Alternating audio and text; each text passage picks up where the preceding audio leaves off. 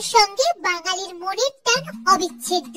সেই টানে বসন্ত উৎসব হোক কিংবা পৌষ মেলা, দুদিনের ছুটি পেলেই বাঙালি ছুটতে চলে যেতে চায় শান্তিনিকেতনে। বর্তমানে পর্যটকদের কাছে শান্তিনিকেতনের মূল আকর্ষণ হয়ে উঠেছে সোনাঝুরির হাট বা খোয়াই মেলা। মূলত এই মেলায় আপনি নকশি কাঁথা, কাঁথা স্টিচের শাড়ি, কাঁথা স্টিচের ব্লাউজ পিস, বিভিন্ন ধরনের হ্যান্ডমেড জুয়েলারি, ঘর সাজানোর নানান ধরনের সুন্দর সুন্দর জিনিস, বাটিকের তৈরি শাড়ি, পাঞ্জাবি, শার্ট, এছাড়া শান্তিনিকেতনের বিখ্যাত ব্যাগ, রাবড়ি দই, পিঠে পুলি, মূলত এইসব জিনিসই আপনারা এই মেলায় পাবেন।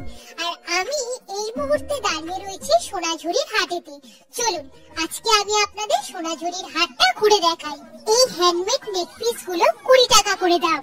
এই দোকানটায় দেখুন কাঠের তৈরি নানান ধরনের জিনিসপত্র পাওয়া যাচ্ছে। সে সার্ভিং প্লেট থেকে শুরু করে চপিং বোর্ড, হাতা, খুন্তি, চাবি, রিং, বিভিন্ন ধরনের সুন্দর সুন্দর জিনিস। আর এর ঠিক পাশের দোকানটাতে ফটো ফ্রেম পাওয়া যাচ্ছে। এই দোকানটায় হ্যান্ডমেড নানান ধরনের জুয়েলারি রয়েছে, স্টার্টিং প্রাইস মাত্র 5 টাকা থেকে। কি দারুণ দেখুন কাঁথা স্টিচের শাড়িগুলো, একদম ঠাসা কাজ। এগুলো স্টার্টিং প্রাইস হচ্ছে 3000 টাকা থেকে। তারপর কাজ অনুযায়ী, শাড়ির কোয়ালিটি অনুযায়ী দামটা বেড়েছে।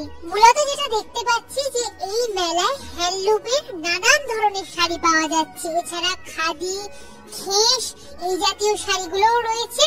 শাড়ির স্টার্টিং প্রাইস মাত্র 250 টাকা থেকে, তারপর কোয়ালিটি অনুযায়ী দাম বেড়েছে। পাশের দোকানটায় দেখুন নানান ধরনের ব্যাগ পাওয়া যাচ্ছে, ছোট বড় নানান ধরনের ব্যাগ রয়েছে। আর প্রত্যেকটা ডিজাইন প্রত্যেকটা থেকে আলাদা।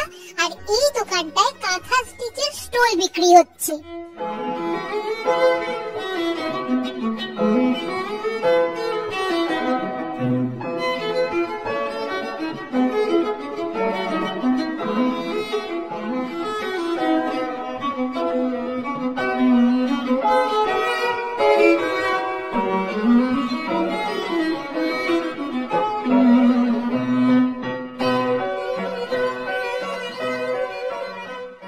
প্রচুর হ্যান্ডলুম শাড়ির কালেকশন রয়েছে। আর শাড়ির কোয়ালিটিও কিন্তু বেশ ভালো।